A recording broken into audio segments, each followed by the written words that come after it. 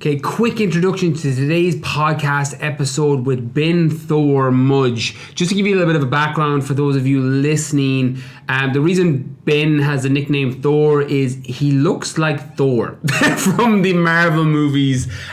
He's got a beard, he's got long blonde hair, and he's got this ridiculously muscular frame that looks like that of a demigod. So that's why he has that nickname. But I've been really excited because I wanted to bring Ben on the podcast for a while because he was born with the genetic illness cystic fibrosis, something that's very close to my heart. I lost a cousin a few years ago to the same illness, and to see how he's lived his life, I've been following him for a while, because when he was competing first, I think it was in 2013, he said he came on my radar, and then I heard a story about cystic fibrosis, and it was just so inspiring to me at the time that I knew when I started the podcast first, he was going to be somebody I got on as a guest just to talk about his journey.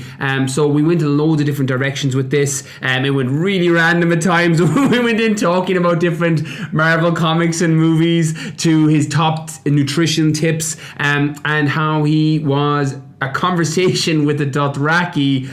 For those of you that watch Game of Thrones, Ben worked on season 1 of Game of Thrones, and he had a conversation with the Dothraki about becoming a personal trainer, and that's what started it all. So that is definitely, I think, my personal favorite story of how somebody got into fitness, because there's very few people that can say that a Dothraki told them how they should live their life's path. So loved this episode. Hope you get a lot from it. Hope you get inspired from it, and get all the knowledge bombs that Ben dropped with nutrition and training, particularly the nutrition tips on what he does personally, and then what he does with clients, that you'll be able to take the best bits from it and apply it to your own lives from a nutrition standpoint. So without further ado, give your problems all the time they need, and no more with Ben Thor Mudge. You're listening to the Brian Keane Fitness Podcast, where Irish fitness entrepreneur Brian Keane answers your questions and interviews leaders in the world of fitness, health, mindset, and natural wellness. Come join the fun. Hey everybody, welcome to another episode of the Brian Keane Fitness Podcast. We talk everything fitness, nutrition, and mindset to help you with your goals. I'm so excited today to be joined by my guest, Ben Mudge, aka Thor. And when you see all the photos linked up, I'm after just seeing his massive hammer, his Thor hammer, which is just kind of going off script a small bit, but Ben, love that. Ben is a qualified personal trainer, online coach, and overall health and fitness lover. And if you might have noticed from his nickname, he loves superheroes. He has a passion for fitness, came from his desire to stay healthy and strong. And he was born with a genetic illness, cystic fibrosis, and made the choice to use that quote-unquote weakness as a strength of his. He uses it not only to inspire himself daily, but people all around the world of all ages to get up and get active. Ben, welcome to the show. Thank you very much. That was a good introduction. I appreciate it. Anything that I missed from that intro, Ben? Tell us a little bit more about yourself. Yeah, so I am 28. I'm from Belfast, Northern Ireland, so not too far from you. Yeah, you pretty much covered it. I mean, I'm obsessed with superheroes, films, fitness, anything that makes me happy. That's what I want to do. Awesome. And what got you into fitness first? What was was it the superheroes and wanting to look like them, or was it to do with your health and cystic fibrosis? What actually got you into fitness first? Talk us through that journey. So when I was younger, I obviously played sports, football, rugby, basketball, whatever school offered, I did it. Was never successful at playing at them because I was always too small. I was always the smallest, lightest, shortest kid on the team. And rugby, as you know, at school level, it's just the biggest, fastest, heaviest guys to get on. So I was there every single practice. I didn't let the fact that I didn't get on deter me from doing it, because I loved playing and I loved being with my friends. Then after I left school at 16, I fell out of that kind of regimented fitness. That school, it's in your timetable to go and do sports. So when I lost that, I was like, I need to find something else to fill this gap that's in my life. So I started playing in American football, and then I tore my ACL, and then I did all the recovery for that, and then I went back and started playing rugby again. at a club level, and that's when I started to train in the gym as well with my friends. So we kind of started training around that age. How old are you now at this stage, Ben? I was 16, 17. I started putting on muscle tissue. Like anyone who begins, you put on muscle tissue like you're allergic to it. You just perfect age range where beginner gains. Yeah, beginner. Oh man, you can stack on like 10 kilos in a year. Yeah. So I started putting on weight. I was not big by any means, but I was always very lean. And then starting to put on size, you could see it. So started playing rugby and actually started playing. I started to actually decide when I wanted to go on. That was the difference, between me training with weights and not. The fact that I was able to. The coach just said to me, like, when do you want to play? Do you want to start? Do you want to go on halfway? So it was a complete 360 or 180, sorry, from school to club, just from lifting weights. That's what the main thing was. That was the difference, and thoroughly enjoyed it. Then I left rugby, unfortunately, due to numerous things. Basically, long story short, one of my best friends who played in the same team, he passed away. Didn't feel the same going back, and then we were also going up to a new category. So I was playing for under 18s, and then we were going up to the seniors. A load of people were leaving. Lots of things changed, and I basically left rugby. And again, fell out of fitness, having that structure. I went to the gym on the odd occasion, but nothing religious. And again, it was around 18 years old. And then I got sick for the first time. Yeah. With my CF, my lung functions took a hit. Lost a good bit of weight, and I felt weak for the first time in my life. Like I didn't feel strong. And especially coming from that confidence high of, playing rugby and playing very well at rugby. And then it's just all taken away. And then I was like, okay, I need something in my life that's constant, and what do I enjoy? And I just remember thinking about, what do I enjoy? What gives me the most satisfaction? What can I do forever? And I was like, well, training. I love training. I like feeling better, looking better, feeling more confident in myself. So that's kind of when it started. So it was around 18 when I started taking it seriously. And just before I go into anything else, just to give people a bit of a background that are unaware, now I'm very, very familiar with cystic fibrosis. I actually lost a cousin a few years ago to it. Talk people through cystic fibrosis, just for those that are listening and are unfamiliar with the illness. Can you talk us a little bit through it just before we continue? Yeah, so cystic fibrosis is a genetic illness. You can't catch it. It's two genes passed on from your parents. I have an older brother, younger sister. They both are carriers. They didn't get the full copy. I did. It basically affects all the major organs in the body by affecting the mucus, which is inside the body. So someone who is healthy without cystic fibrosis, the mucus in their body would be very viscous. It would be like water. Whereas someone with cystic fibrosis, it would be like wallpaper paste. So every function within the body is made so much harder. Yeah. The main cause of death with cystic fibrosis is lung deterioration. So you get an infection. A normal person, the infection would sit in the lungs. You would clear it up because the mucus of it is not, it's very viscous. It would move and you would clear it.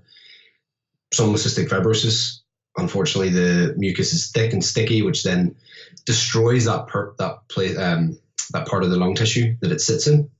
So you get the infections over and over again. Eventually, you lose your lungs, and then people don't typically. Not many people are on the organ donor list, unfortunately. Yeah. So the lack of organs available to people needing that operation for the lung transplant is often what kills them. But yeah, CFs, it sucks. Yeah, it is. And just as I know, just because of such a big reach with the podcast, we're at that kind of over 80,000 downloads a month mark. Just for anyone that's not on an organ donor list, I'm on that list. I think it's so important. And anyone that's here, it doesn't take a lot to do it. And you literally could be saving somebody else's life. So just a little thing to drop in there. If you're not on that list, it's something that, again, each to their own and make your own decisions, but it's something that could completely change somebody else's life. Just want to add that in there. You literally, the way I see it is you literally become a hero. Yeah. Like your death saves someone else. Yeah. It's not like you need anything after you're dead. You know, you don't need your organs. You don't. There's a really good analogy for it. There's a millionaire burying his it was like a luxury car. I can't remember what it was like a Bentley or something. And he was saying like that's the equivalent of someone taking their organs to their deathbed. You know, it's so true. You can't keep it after death. So you know, it's as ludicrous as that. So yeah, that's a great analogy. It's like being buried with your vintage car. Yeah, pretty much. Yeah.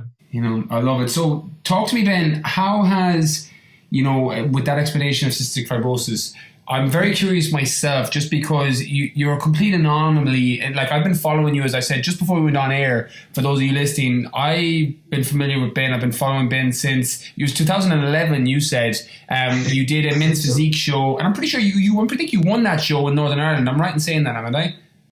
Yeah, that was actually, I'm correct. I'm correcting myself. It was 2003. My first show was 2011, but the men's physique was 2003 or 2013. 2013. Yeah, I remember it was before I was in the fitness scene. I was still working full time as a teacher, and I came across you then, and I think it was Facebook I was following then. But I'm curious, just because of my own experience with cystic fibrosis and my cousin and anyone else that I know. I had another close friend who had it, you know, years ago, before he passed away. How is it that you're able to live the lifestyle you're living with cystic fibrosis, and you say turning it into a quote unquote weakness into a strength? Please talk me through that, because it's just an absolute fascinating story that you have. Yeah, it's one of those. It's a question that obviously everyone wants me to answer, but it's one that I don't truly have the answer to. It's like every fitness question you get asked. Yeah, it's like there's not really a clear answer to it. There's obviously a lot of hard work. There's a lot of, I hate to use the word luck. Yeah, but because luck, and anytime someone's you're lucky, they're just taking away all the hard work you've done on this whimsical magic. Yeah. Like, that's what I think luck is. Like, to me, you find that when someone says, oh, you're so lucky, the person who they're talking about is not lucky at all. They've worked their ass off. Yeah. Well, preparation meeting opportunity, being lucky. Yeah, exactly. I mean, you know, and you find that whenever you see those people, or you talk about these people who are lucky, you find that they've failed more times than they've won. Yeah. But it's just, they don't show you the times they've failed, and they only show you the times they win. That's just typical being a human. You know, you don't want your failures. So, look, I was always very, very active as a kid, and I think that really helped. My parents did a really good job of raising me in the fact that, you know, they didn't make me feel weak. They didn't make me feel special in that sense. Yeah. You know, in the fact that, oh, you need to be protected, and you need to be very cautious of your sister. You know, all that stuff. They made me aware of it, but they didn't make it this. They didn't turn me into a bubble boy. Yeah. They didn't protect me to that degree. So they allowed me to do things. They allowed me to go outside and play, build up a strong immune system. They just let me be a person, like a normal person, which got me off to a really good start. And then the fact that I was I never shied away from physical activity. If anything, it made me want to do it more, because I wanted to be just like my friends. Yeah. And now it's gotten to the point, it's funny when I say that, because now it's the point where I don't want to be like any of my friends. I want to be. That's what happens at age, though, isn't it? Yeah. Just, when you're growing up, you just want to be the same. And then whenever you get to a certain age, you're like, I don't want to be the same as anyone else. Yeah. 100%. It's funny how your mindset changes so much. But yeah, it is. There's something, something to be said for luck in this sense, because I am so lucky in the fact that my mutation, which is the most common mutation, so it affects 50% of the population with cystic fibrosis. It's not like like people say, oh, you haven't got a severe mutation. It is severe. There's no unsevere. There's no weaker side. Yeah. Yeah, it's just cystic fibrosis. It's the only thing that makes it different is genetics, because it's a genetic illness. So there's lots of mixes of different genetics in there. I've looked after myself, and I've always put my own health first. And it's something that a lot of people may see as being selfish, but I think that if your approach to it is correct, it isn't selfish. If anything, it's the most selfless thing you could do. I would 100% agree. Because if you aren't functioning at your best, you're not giving people the best version of you, which is robbing them of experiences. So for me, my number one priority, especially my friend passing away at 18, that was a real, I actually didn't even think about this. It was kind of like an epiphany I had while I was actually filming the TV show I was talking to you about before we went on air in March there. So not even a month ago, that his death taught me that life is not as robust and it's very fragile and that you can go at any point. Yeah.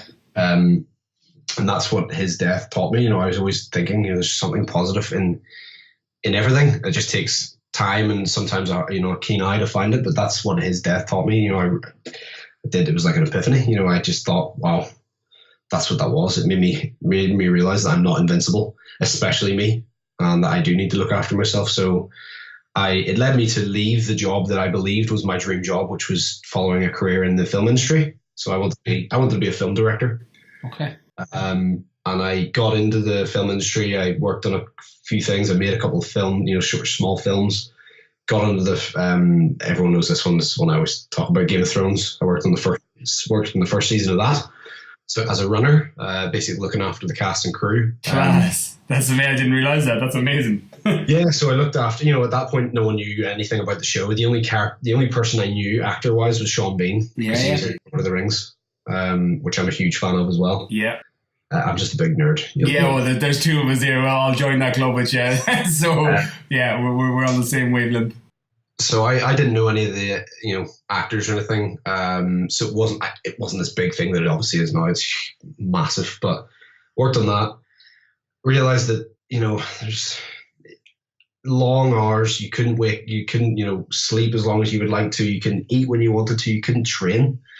And that was the first time I got sick, following that career. And it made me realize, okay, I can't actually do what I wanted to do in life because of my illness. And I was actually talking to one of the Dothraki experts. And he was just like, oh man, you don't seem to be enjoying yourself here. And I was like, no, it sucks, to be honest. You're standing around freezing, being treated like crap, and you paid awfully and blah blah blah. And he's just like, you're in fairly good shape, would you consider being a personal trainer? And I was like, I've never thought about it. And he's like, I think you'd be quite good. And that's how it all started. That is amazing. A message from a Dothraki to tell you what life path should be. It's a pretty cool story, actually. It's a deadly story. I'm making notes here. I'm putting that in the show notes up for sure. I love it. So talk us through what happened after that. You went down the personal training path, and that's more or less what you do now. Even though it's mostly in the online capacity, if I'm not mistaken. Talk us through. So you're from that point to now. Just kind of give us a short synopsis of what that journey looked like. It was like one of those things, just like two Lego pieces going together perfectly. It just clicked. Yeah. And it just, all these things started happening to me that I was just like, wow, this is easy. This is so easy. This is clearly the right path for me. I think, the confidence I had in my own intellect, because growing up, I was never very academic. Yeah. I struggled at school. That's why I left at 16, because I hated school. I still have recurring nightmares of going back to school. Like 12 years later, my biggest nightmare is being in school. But, so I didn't perform that well at school. I hated studying. I didn't feel smart. My older brother, younger sister were both very academic. So I was always obviously comparing myself to them, which is stupid. You never should compare yourself to anybody because they are their own person. But it's nearly impossible to tell that to a child. And, studying my personal training certificate and my fitness instructor, everything just seemed to go in like a sponge. It's because I was interested in it. And, it was just the best decision I ever made. And then started pre-teeing, loved it, loved helping people, loved explaining people things that were, quite complicated to them. But, I love analogies. I love breaking things down into really understandable bite sizes. And I loved the challenge of that, trying to think, okay, this is very innately quite complex. How can I simplify this so that my clients understand this? And I love that part of it. I think photo shoots and getting in publications, and then obviously my cystic fibrosis helped massively in that sense, because I was not this normal PT. it immediately gave me my USP. Yeah, 100%. Like such a standout. Yeah, I mean, as far as I was concerned, I wasn't doing anything different to anyone else in the gym. It opens the door in terms of it just anything like that's a unique selling point that separates you. It always gives you that kind of a head start. It doesn't keep you in the game as long as you've done. That's from being amazing at what you do, but it's a nice thing to kind of open the doors initially. Yeah, exactly. So, and that's what I started thinking, because I didn't really talk about my CF back then, at all, because I didn't want it to be my defining feature. Of course. I wanted my work and my work ethic to be my defining feature. I didn't want people coming, this is the sentence I've said over and over again. I never want people to go, he's got cystic fibrosis, look how well he's done. Yeah. He's done so well, he's also got cystic fibrosis. It needs to be in that order. And I think that's how it is now because of all the things that you've done and achieved that we'll get on to. That's how I see you. Because I forgot even when we were connecting earlier on in the week, I forgot about the cystic fibrosis initially. Yeah. And I was like, I'll bring that up on the show. That'll be a good thing to bring up. And that I think that is how you're positioned now, which is just a testament to how amazing you are at what you do. I appreciate it.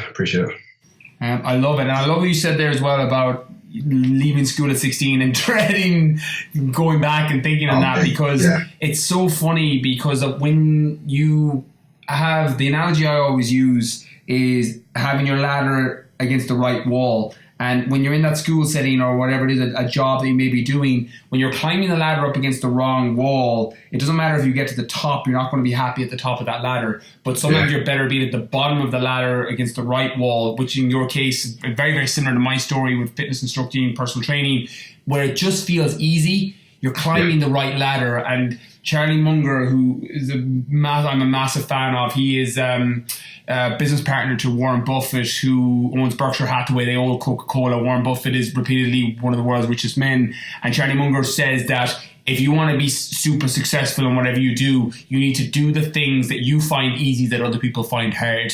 And that sounds like what you found in fitness. Yeah, definitely. That's good. I like that analogy. I'll use that. Thank you. Yeah, take it. It's all yours. Today's episode of the podcast is brought to you by Clean Cut Meals. I'm really excited to bring Clean Cut Meals on as a sponsor of the podcast because I know there's a lot of you listening that have such busy lifestyles and can struggle to prioritize the time to cook nutritious and tasty food. And Clean Cut Meals were the meal prep service I used for the lead up to Marathon des Sables, the 250 kilometer self-sufficient run through the Sahara Desert last month. And a lot of you following my journey on Instagram would have seen them tagged in Instagram stories. So I wanted to bring them on as a sponsor of the podcast because they provided me with so much value, even so much since I've got back because of all my speaking appearances and the different business ventures that I'm in at the minute. I've been struggling myself to prioritize cooking meals, so I've been using them since I've got back, because if you're looking to just stay on track and you want the time saved from shopping, prepping, cooking your meals, I just can't recommend them enough. Their food is awesome. I love the taste. They'll fit it to whatever your goals are, so you can check out their website, www.cleancutmeals.ie. You can check the foods on there. You can make your order. And if you have any questions, you can send the guys an email at info@cleancutmeals.ie. So definitely go check them out, www.cleancutmeals.ie. If you're looking for a meal prep service, this is the one I use, and I cannot recommend them enough. So I hope you enjoy today's episode, brought to you by Clean Cut Meals. So talk to me then on the superheroes, because this is something that for anyone that is unfamiliar with the way that Ben looks, picture Thor. And I want to say a slightly more jacked version of Thor. The beard, the hair, the freaking hammer that I saw beforehand. It was incredible. Talk to us about the superheroes. It's something you're huge into. You're a huge fan. Talk to me about it. So growing up, obviously, every kid I think is into superheroes. This idea of, this person who's beyond what you could ever imagine being. It's just fun just to imagine it. It's fun to imagine what it'd be like, flying, being super strong, all that stuff. So obviously was massively into them when I was a kid. And I felt like, at the time, again, this is all just kind of self-reflecting and thinking about it in a more in-depth way. I probably connected very well with superheroes because, especially like, Spider-Man and Superman and the kind of ones who have the alter egos. Yeah. Where even Thor has an alter ego that not many people know about. Donald Blake, he's a cripple. He has to walk around with a cane, very sickly looking, but didn't know about him when I was younger. But I looked at their alter egos thinking they look like everyone else, but they're not. Yeah. There's something special about them. And I think my mind, even at that age, 4 or 5, connected with me because I knew I was the same as everyone else, but not the same. Yeah. If that makes sense. 100%. And then I think it just never left me, the fascination of it, the fascination, of imagination and the stories they can tell, and, massive into like Greek mythology, and any story or anything that that captures my imagination, I'm all over. Yeah. Comics are just a fantastic avenue for me to pour my attention into. Yeah, and then who doesn't want to look like Superman? Yeah, I'm with you there. Like, he's 6'3" and he's built like a barn door. He's I'm just looking at. I've got like basically a collection. I'll show you after we're finished, but I've got a collection of magazines that are like all on one poster, and I'm just looking at all the physiques of all the superheroes. And I mean, it's the epitome of what I think is aesthetically pleasing. Yeah. And why would I not want to look like them? So in my head, it was just like, right, I just want to train to kind of be, if I can get even close to looking like one of these superheroes that I've read and, watched films of and cartoons of, then I'm happy. It makes so much sense, and it's basically how you look now. I have to ask the question, even though I feel the answer may not be Thor. Who's your favorite superhero? Captain America. Yeah, Thor, he's a god, so it's hard to relate to a god. He's one of in the comics, he's the one that if he's not in that comic, him coming is how they defeat the bad guy. Yeah. If that makes sense. So he's kind of like the full stop. Yeah. Thor's here, shit's getting fucked up. And it's like even so in the Age of Ultron, the comic, he isn't there for a lot of it. And then he basically appears at the very end and says, like, I would have words with thee. And then that's literally it. Like, Ultron's dead. Like, so it took everyone else, and then it's just this guy. He is pretty much Superman of the Marvel universe, but so it's hard to relate. I mean, I'm not complaining that I look like him. Yeah, no, nor should you be. But Cap, he's just a guy. He's a guy who has the optimal performance mind, everything of a human. He's basically what humans could be and should be. And I love that. The fact that he's flawed, the fact that he's not this, like, unlike Superman, who is literally, the people don't like Superman because he's so perfect. Yeah. And he never makes the bad decision, and he's too squeaky clean, whereas Cap is not. He makes bad decisions because he's human. I just think he's just a cool character. He'd be my favorite. I love that. I was listening to a book recently on Audible. I think it was Own the Day, Own Your Life by Aubrey Marcus. I think it was that book, and he was talking about how they actually had to peel back Superman because people knew. Actually, I'm lying to you. It was 12 Rules for Life by Jordan Peterson. He was talking about, because that book is based a lot around mythology, around movie and Disney movies, and how it's been tied back to religion. Very interesting book. But he was talking about how they actually had to scale Superman back because it nearly died as a concept because he was so perfect. He was literally able to go back in time at one stage and fix any problems, so nothing was ever bad happening. And they actually had to scale him back and give him the different kryptonite, so he actually had real people problems to deal with. Yeah. Yeah, I mean, you can't. Where's the threat to someone who can't be harmed? Yeah, exactly. Like you just you lose you know what's going to happen. There's only one end result coming, and I think again we relate to people in movies and books and life that have struggles, and they come out the other side because they're vulnerable, because there's a chance that it may not work out for them. So it's interesting just because I think superheroes and comic books and movies are all based around that. It's probably one of the reasons that people relate to them so much. Yeah, even Captain America's transformation. The scrawny. I love it. It's every bodybuilder and every fitness person is like, yeah. Like that's what I felt like up until I was the age of 16. I felt like I was the skinny kid, the scrawny kid, the guy who, if he takes his shirt off, I never took my shirt off during school, and if I did, it was like on off straight away. Yeah. You could see my ribs and everything, you know. So I was so self-conscious and just felt so, you know, because all your mates are all grown up and they're getting big, and I was just felt like I was stuck. And then training was my super soldier serum. I love it. That's what gave me that confidence. And one of the best things about it is, it's one of the lines from it. It's like, you know, give a strong man more strength and he won't appreciate it. Whereas if you give a weak man strength, he will appreciate it. Yeah, so true. So I, like, you know, getting stronger for someone who's already strong is like, oh, well, this is natural. Whereas, and they won't appreciate it. But whereas if, you know, someone like myself who knows what it's like to be weak and potentially be, you know, it gives me, you know, for instance, me getting sick was so out of the blue. And that was me landing in hospital for 4 weeks, you know, with an IV in my arm and not be able to move properly. And it gives me so much appreciation of, you know, every day that I am not how I could be, because I do things that I you know, that I need to do. So the transformation from scrawny Steve Rogers to Captain America is so prevalent in my head. You know, it is that side of it that really resonates with me. I can see why, because you literally lived it and nearly are the embodiment of the Captain America out the other side. Now, I would imagine that reference point probably helped, because sometimes you need somebody else to draw the picture of how you want to become. And it sounds to me like Captain America was your version. Pretty much, yeah. Without really knowing it. You know, if you'd shown me as a kid, like, this is who you're going to relate to most, and it's a guy literally dressed in the American flag. Yeah. I'd be like, yeah, probably not. And, you know, once I found out about his backstory and stuff, I was like, damn, this guy's awesome. Yeah, I love it. Well, we're going to take a little spin in a different direction, Ben, just because of the amount of knowledge you have in fitness, training, nutrition. Like, your Instagram is full of tips on just how people can be better versions of themselves, changing their body composition.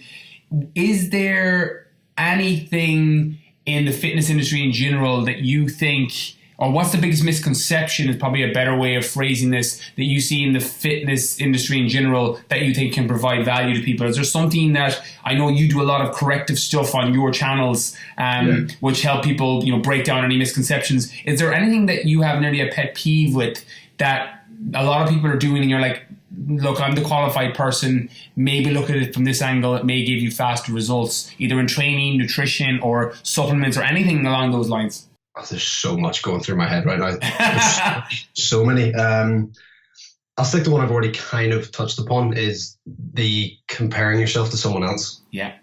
So you, with Instagram and, you know, all these visual representations of media, you know, so people look at my Instagram and they'll look at me and go, oh, well, he's in good shape. You know, I couldn't look like that. It's like, well, they're not seeing the true, you're seeing one image of 28 years, you know, so you're not seeing that I have trained for 12 years consistently. You're not seeing how hard I push myself. You're not seeing the sleep that I get. You're not seeing the food I eat. You're not seeing the mental, you know, issues behind it all. You're getting literally not even a split second. If you equated it down, you took that, you know, how long it took to take that photo and someone to look at that photo. It's not even like 0.00001 of a percentage of my life that you're seeing at that one moment. Snapshot in time. Oh yeah, like, and a minute fraction of it, you know. So looking at on Instagram and looking at these people who you want to look like, but then you think, oh no, I could never look like that. At some point they were in your position. Everybody who is an expert at one point in their life was a beginner. You don't just walk out of the womb an expert at anything. Everyone starts at the same point. Now, some people start earlier, some people start later, but ultimately everybody started at the same stage. You know, some people have more help. They get maybe personal trainers, which is what I wish I had done when I was younger. You know, got someone who had more knowledge than me. So I didn't, exactly, learning from other people's mistakes. It's one of my biggest issues, the things I would have changed if I could go back as well. So comparing yourself to people it's so crazy to me, and it's so natural, but it's, when you realize how futile it is, it's pointless. Like, you're just like, wow, that's, you know, use them as inspiration, obviously, but do not try to emulate them. Don't compare yourself to your progress to their progress, because there's so many factors that play into it that you cannot see. 12-week transformation, perfect example. Week 1 to week 12. Now that person in the first photo, they could have 15 years experience, but they maybe got an injury, which led them to not be able to train, and they maybe gained some weight from surplus calories, but they still have 15 years of muscle memory and potentially even muscle. 12 weeks, they know exactly what they're doing. Their body is going to respond like crazy. Yeah. But you don't know that. You're just looking at that and going, oh, I kind of look a bit like that. And I want to look like that in 12 weeks because if he can do it, I can do it. And it's like, no, but there's so much information that's missing from that. That's why I don't really like doing before and after photos for my clients, because it doesn't tell the true story of what's going on. No, it never does. It's, as you said, it's a snapshot of time. Exactly. So my biggest one is do not compare yourself to people. Look to them for motivation, but do not beat yourself up on the fact that you don't look like them. That's pretty much it. I think that's brilliant. I love one of my brain tattoos is Theodore Roosevelt's comparison is the thief of joy, that you can be feeling perfectly fine about yourself and happy about yourself, and then you flick onto Instagram and you see a guy that's bigger than you or leaner than you, or you see a girl with bigger boobs or bigger glutes or a nicer house or car or whatever it is, and you start comparing yourself, and then instantly you feel worse. And it's funny because as you were saying there, it's something that's hardwired in our DNA, and it's worth understanding just for anyone listening that there's nothing wrong with you for comparing yourself to other people. It's hardwired in your DNA, it's your evolutionary biology, that envy and comparing yourself to other people and trying to be a better version of you kept you alive thousands of years ago. Because if you've seen somebody else that had a mate that was able, and they were able to pass on their genes, or you saw somebody thousands of years ago and they had food, it gave you that up and motivation to compare yourself and go, well, I need to go get that. That kept you alive thousands of years ago. Now it just makes you fucking miserable. So it's something that's worth realizing that the more you get that under control, the happier you'll be. And it may be a case of being proactive and realizing that, well, I'm not feeling the best about how I look right now. Maybe I won't scroll on Instagram for 30 minutes and go through all the fitness pages because it may make me feel worse. So I love that's one of the things that you see, and it's, again, very, very prevalent in the fitness industry. Big time. And now you're talking about the evolutionary, but that was to survive. Now it's just for vanity. Yeah. Big difference. Yeah, totally different.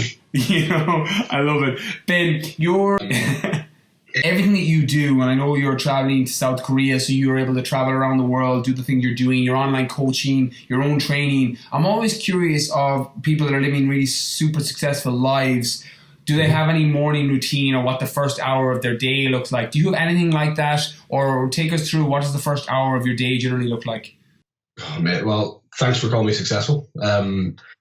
Again, I don't deem myself as successful yet. This year has been crazy so far, with the BBC Three video that went viral, and then the men's health video that went viral, and then the Unilab video that went viral. That's kind of kicked everything off. So don't be mistaken for thinking my life is like, oh, I'm going to South Korea this week. I'm going out to wherever next week, but.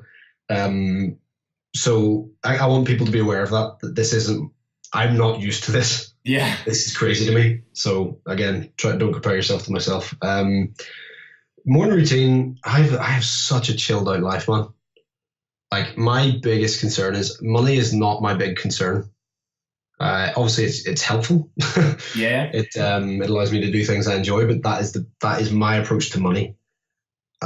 If I will always sacrifice making money to do something fun. Yeah. And that is my approach to life. Money, again, just like organs, you can't take it with you. Yeah. So have fun while you're here. Do stuff that, maybe not make you financially successful, but to be honest, most people I have met that are financially successful are miserable. Yeah. Like, they are miserable unless they're doing something they love. But even then, it consumes them, because then they're like, oh, I can make money from something I love. Then it starts turning into, I love money. Yeah. Which is the truth is, money is working to a tangible number, and numbers never end. So it's starting a race without an end goal. Yeah. So my mornings are, I lie in, I sleep. I don't take clients. Whenever I was even PTing, as my full time, money maker, but never took clients before like 11. because I need my sleep, and I've worked that out. You know, I do think I was like, why am I so healthy? Why am I able to keep so strong and so fit, and my immune system up? It's because I sleep, and I prioritize sleep. Yeah. Nearly over everything. Are you a good sleeper naturally, or do you have to have a routine before you go to bed and unwind, or can you just hit the pillow and be out? I listen to podcasts, actually. I listen to podcasts to fall asleep. Something I started doing when I moved to my parents' house 6 years ago. Just because I wanted something, you know, I just needed something to stimulate myself, and there's something very comfortable to me about falling asleep and something still going on in the background. I don't know what it is. I'm sure people who fall asleep watching TV or listen to music or whatever are the same. I just like that background music and feeling like you're safe, or I don't know. It's weird, but yeah, no, I get it completely. I've done that several times as well. Yeah. Yeah, that would be my thing. But my morning routine is super chill, man. It's probably, again, I'm very aware that it is my routine and it will not work for everybody. But I get up at like 9, maybe even 10, and go about my day. Like I eat, don't drink coffee. You know, I don't really take caffeine. Yeah, there's no secrets to it really. It's just the main takeaway is the fact that I sleep, and I make sure that I get that sleep. I love it. And what does your nutrition look like then, Ben? What kind of, I'm always curious as well on eating strategies, because anyone I ever talk to, I've had, you know, Ben Coomer's been on, Jamie Alderson's been on, I've had Robbie Henshaw on, who's international rugby player for Ireland, Damien Brown, who rode across the Atlantic, and I'm always curious on people's eating routines. Ross Edgley had a very, very good one as well. Ross, who pulled the 1.4 ton Land Rover marathon distance, and I'm always curious about people's nutritional strategies, because everyone's is different and they all have their own preferences. What does yours look like? So I don't track anything. I've done that before. I've done that when I competed, and I hated it. It nearly gave me an eating disorder. Yeah. People, you know, different strokes for different folks. Like some people are just mentally wired to have everything in place. Yeah. And they need to know what they're going to eat, how many grams, blah, blah, blah. That's cool. And if it works for them, awesome. That's part of my job as a coach, to kind of work out if you're that person or not. I am not that person. I hate routine. I hate being told what to do. I think that's why I have that recurring nightmare of school. Yeah. It's the embodiment of being told what to do. Yeah. The way I approach food is, where's the protein? Where's the fiber? Yeah. That's simply it. I just look at a meal and go, okay, is there enough protein in this meal for me? And if there's not, I'll add more. So if it's, you know, breakfast in the morning, and for instance, I wake up and I was like, you know what, I just want some cereal. I just want something simple, something quick. I'll have a protein shake to make sure that I get that protein. Or, you know, most times I have like 4 scrambled eggs, some spinach, some pepper, you know, bell pepper, which I eat like an apple, which everyone thinks is weird. Try Superhero games. That's the secret. That's how you do it. Eat peppers like apples. But yeah, my approach to it is always, where's the protein? Am I getting enough protein from this meal? And am I getting fiber? And that's it. That's as simple as I keep it, and it works for me. It may not work for everybody. In fact, it will not work for everybody. But I just like keeping things as simple as I can for myself, and that's pretty much my approach. Just, you know, get protein, and if I feel like I haven't eaten enough food, then I'll eat more. Yeah, I love it. Very, very instinctive. It's funny because we've very, very kind of similar journeys in parts. I was very similar when I competed. I did 2 years of bodybuilding, competing, muscle model, fitness modeling, and did pretty decent in that scene. And tracking my calories, I was miserable doing it, but it gives you that mild eating disorder. For me, it was the same. And it's just, again, certain people will find that using MyFitnessPal and tracking every calorie, that actually keeps them calmer and they feel less stressed when they do that. And other people, it can go the other way. So it's just about finding what's your personality type and then reverse engineering your nutritional strategy based out of that, I think. Yeah, definitely. Again, that's the thing. Like, a lot of people ask me that, how do you eat, what do you eat? And I was like, it's irrelevant, because it doesn't matter to you. Really? I'm talking, one of my clients said it the other day. I was like, oh, what do you eat? And I'm like, it doesn't matter what I eat, because I'm me and you're you. Yeah. That's as simple as that. I'm more, I'm not sitting down at a desk for 8 hours of the day. You are. So you couldn't eat the foods I eat. Yeah. you haven't got the same muscle mass that I have. You haven't got the same hormone profile that I have. You don't sleep as much. There's so many things that just blow that out of the water, that just make it such an irrelevant question to someone who wants to emulate it. It's a good question to ask to get information, but when someone's going into that thinking, I'm going to copy everything he does, it won't work. It doesn't work. And again, I'm a victim of it. I think when I started getting seriously into my training probably 10 or 11 years ago, when I was already 3-4 years in, and I was just literally reading Men's Fitness or Men's Health, and I would copy the exact plan out of that. And it just doesn't work. It needs to, you can work from a baseline, and there's certain things like looking for fiber, making sure you're getting enough protein that will benefit the majority of people, but you've got to play around with it and make it fit into your lifestyle and your schedule of foods that you enjoy and tailor it around what works for you. Yeah. Use it as a skeleton. That's why I always say to my clients, use it as a skeleton, then you have to flesh it out. I love it. Ben, there's so much value in everything that you've given so far. Again, you're at the top of your game in what you're doing, and from the sounds of it, you're only kind of starting off, and it looks like you're going to explode even more over the next 18, 24 months. But I've got a couple of rapid fire questions that I'm going to throw at you, and you can literally answer these how you want. You can one word answer them, you can expand on them, whatever it is that you want. They're just some kind of fun questions that I like asking people just to see how you respond. Cool. Awesome. First one, when you think of the word successful, beside a family member, who's the first person that comes to mind and why? Oh, there's so many people that I can think of. That singling out one seems a bit unfair because it is so equal in my head. I'd say John Goodman. John Goodman is the owner of the online training academy. He's written books. You probably have heard of them: Ignite the Fire, the Personal Training Pocketbook. He has the same approach that I have to coaching and training people. Is just keep it simple. People do not need to over complex things that just don't need to be overly complex. They may be in nature, but just keep them simple. And he's now helping other people to do that and to make coaching and getting results much easier. So yeah, I'd say John Goodman would be the person that jumps out in my mind. Love it. Next question. What purchase of £100 or less has most positively affected your life in the last 6 or 12 months? My hammer is 120. We'll count the hammer. Like, there's not many people that are going to have a Thor hammer. Talk to me about the Thor hammer. Okay, so I've got a foam one. I'll show you after. I had the foam one, which was like £20 in some like medieval shop that I found in England, and it's good. But I just looked at it and went, this is cheap. I was watching a YouTube video of a guy who actually, the hammer that I now have, the full replica one, he cut it open and filled it full of like lead or something, and he was using it to like break concrete. And I was like, awesome. It's so cool. And he then had a link to this website where you could get them, and there was like a discount code for it, and I was like, I can justify this. I can justify this to myself. So that definitely. I mean, just looking at it now, I just want to touch it.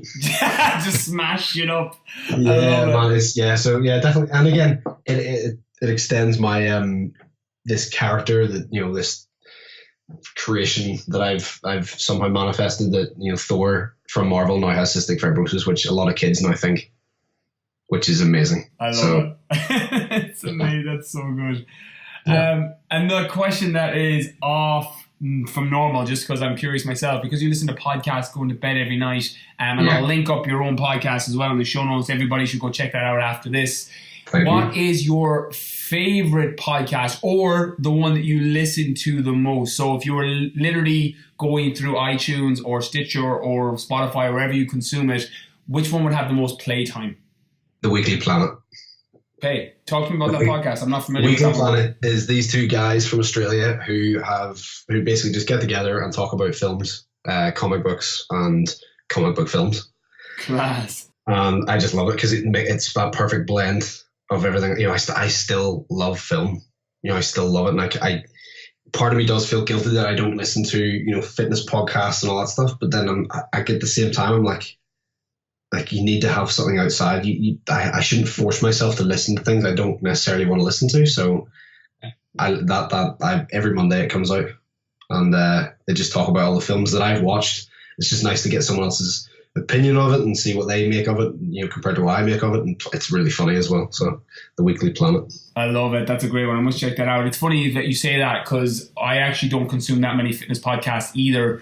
Purely because at a certain point in your life, and I've explained this to people in the past, is you tend to follow whatever your interest is that most in that moment in time, or the thing that provides you with the most value. Now, I consume business podcasts like there's no tomorrow. Like I literally subscribe to like the top 10 in iTunes at all times, and I'm consistently consuming them because it's where my interest is. It's the thing that I'm most passionate about right now, just because it's what's caught my interest over the last 18, 24 months. But it's worth noting that it's funny because that's a common trend with people that are doing so well in fitness. There's something outside of it that they tend to consume a lot of their free time with. It's not just fitness. Because you have so much context, you don't need as much. Whereas people listening to this podcast and listening right now, listening to your podcast, you're probably consuming way more fitness and health podcasts because that's what's most important to you right now. And I say double down on that because it's what's providing you with value. Yeah, exactly. Awesome. Next one. What book do you think everybody on the planet should read? Not necessarily your favorite book, but is there any book that you've read or that you think there's a lot of people on the planet would benefit from reading this? The Power of Positivity. Have you read that one? I haven't. It's in my Audible wish list. I haven't. It's got a religious twist on it, which I'm not religious, but if you can kind of, if you are religious, brilliant, you'll get a lot more out of it. But if you're not, you can still listen to it or still read it, listen to it, whatever. It changed the way I thought quite a lot. It changed the way I approach situations. And just shows you that, like, as I said, if I hadn't read that book, I would never have thought of anything positive coming from my friend's death. Yeah. Or the fact that I have cystic fibrosis. I would never have thought more deeply about it. But it's just the idea that, a positive mind breeds so many good things. Negative mind is a bad, environment to grow anything. So, and it takes effort, it takes practice to have a positive mindset. It's not this thing that you can just switch on and then keep on. You need to fight to keep that switch on. And sometimes, it's perfectly normal for you to kind of get both, be negative and positive. But if you can predominantly stay within the positive realm in your mind, then you're going to be, well, first of all, a nicer person, but a better person, I think. So yeah, the power of positive thinking. I love that. It sounds very similar to the kind of Stoic philosophy that nothing is good or bad. Thinking makes it so, and whatever spin you make, whatever decision or choice that you choose to see a situation is completely down to your own control. It's funny that you say that. I had Damien Brown on the podcast recently. He just rode across the Atlantic solo by himself. Took him 66 days. Unbelievable feat. And he talked about that, about how the only difference between quote unquote successful people is everyone feels the negativity. It's just that people that are doing their thing and being successful, is they're able to catch that negativity and turn it into a positive. And just, it's not that they don't feel the negativity, they're just better at handling it and turning that switch off and switching it back to positivity. Yeah. I mean, this is something I've talked about on my podcast. Well, I will be talking about it in my upcoming podcast. It's the way I deal with negative thoughts. As I said, I'm a very visual person, very anecdotal, but I'll use the exact context that I'm going to talk to you about it. Basically, I woke up one morning and the first thing I saw on Facebook was that a guy that I knew and had spoken to on Facebook had died from CF, and he was younger than me. I think he was like 2 years younger than me. He had died, and it just drained me. First thing, it's the first thing you saw when I woke up, and I remember sitting thinking, I was like, this day sucks. Like, this is awful. And it was then that I just developed this approach to negativity in my life. Imagine your like brain is like a goldfish bowl. And at the bottom of that goldfish bowl is all the kind of colorful little pebbles that you get in, the little simple goldfish bowls. And everything at the bottom is negative experiences that have enriched your life in some way, or that you've learned something from, where you need to have to be emotionally switched on and emotionally intelligent person. So the likes of my friend dying, my grandparents, dying, things that everybody is going to go through at some stage, that you need in there because it's taught you how to be a person. Then you've got things that, like, for instance, this guy dying, who, I don't know him personally. And there's nothing I can do. There's nothing I can learn from it. It's only going to bring me negativity. And what I see visually in my head is this little colored stone of his death floating, or sinking to the bottom. And if I let that sit in there, it's going to put me in an awful mindset for the rest of the day, week, month, year, whatever. Yeah. So I visually imagine me reaching in, and I mean this is so literally, I visually imagine going in, and it's got about halfway down, and I grab it and I just flick it out. That is as visual as I can tell you, and it's helped so much with little things, big things, and unless I can learn something from it and I need it in my life and I can do something about it and take something positive from it, then I will let it get to the bottom, and I'll maybe have a cry, whatever. But if it's not something that I can change or I can take anything positive from, it's not getting down there. Get rid of it. It's just, if it's not serving, get rid of it. Yeah, which can sound pretty closed off, but especially with my illness, I need to be selfish in that respect as well. I need to switch off. Unfortunately, I do unfollow a lot of people with cystic fibrosis simply because I see how bad their life is getting, and that freaks me out. And that's not bringing, it's not bringing me anything positive. It just scares me and makes me panic and paranoid. And I felt initially when I did that, I felt so guilty. I remember speaking to my mom and dad about it, and my then girlfriend, now wife, about it, and saying, am I a bad person for doing this? And they're like, no. My mom says, no, you need to look after yourself. That is the main priority for you. You need to look after yourself. So, yeah. No, I mate, I love it. Your mum sounds like a really smart person, and you clearly have a very, very close inner circle that are very, very supportive of you in general. I think it's funny because you say it nearly like it's a bad thing, but I think anybody listening can take from that, because anything that's not serving you and making you better, even if that first thought is, I feel bad for unfollowing that person or unfriending that person, if it's not supporting you and it's not making you a better version of you, you have control of that. And I live a lot of my life by controlling the controllables. Anything that you can control that makes your life better, control it. Anything that you can't control, let it go, because there's nothing you can do to change it. That's something that's in people's control. And even though in the context of this, it's down to, cystic fibrosis and making sure that you're keeping your mindset positive, I think anybody listening is going to have their version of that. They're going to have their version of cystic fibrosis. It's a very tangible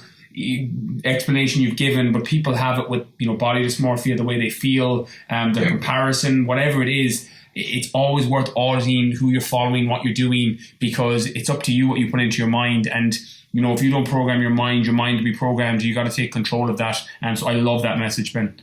I appreciate it. Thank you. And then the last one before we end the show and get everybody to find out where's the best place to find out more about you. Do you have a quote that you live by or refer to often?